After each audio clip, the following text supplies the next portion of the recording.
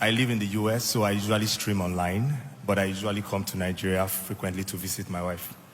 2022, we got married, and ever since then, we've been trying to get her to join me in the United States, and it has been difficult. As a matter of fact, we've been to the embassy she has been there for 4 times. And because I work as a professor, part of my corporate responsibility is to bring people to the university. So I've brought a number of people.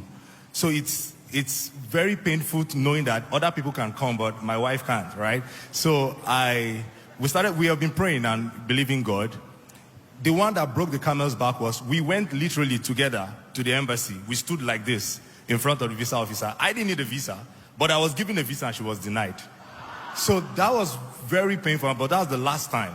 And so all that part, I was a student, I was doing my PhD program, but when I graduated, I filed for residency, I got my PR, so I filed for her as spouse. So we're going this time for immigrant visa.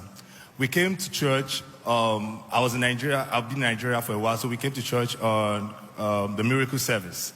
And we sat outside. For some weird reason, I wasn't motivated to sit inside anymore, so I said I'll stay outside. But God saw us outside. So Apostle prophesied and said, he said, there is a woman here. You have been married legally, and you have been denied visa over and over. And his words, he says, I have prayed for these cases before, but this is special. And so I knew it was my wife. I knew it was my wife. This time around, he prayed for us. He prayed for that particular woman, my wife, and we received it.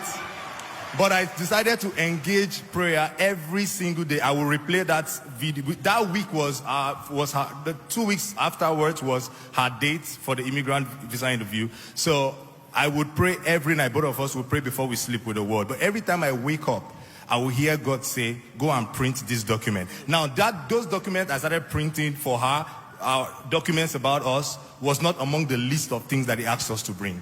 So I will go every single day I wake up, have you printed this? Go and print it. It didn't make sense to me. We went to Lagos. On the day of our interview, I took her to the embassy and I got back to the hotel room. And while I wanted to rest, because it was quite early, our interview was 6:30. And then I heard a voice say, there's war, you are sleeping. Stand up now.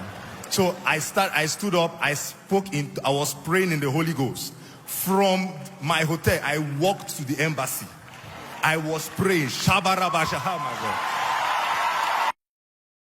I'm sure people who saw me on the road in Lagos will say, oh, this fine boy, what happened?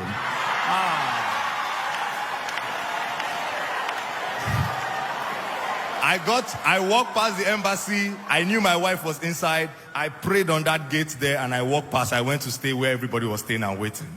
I waited a few hours. Everybody was coming out. Nobody was looking happy. I said, my wife's case is different.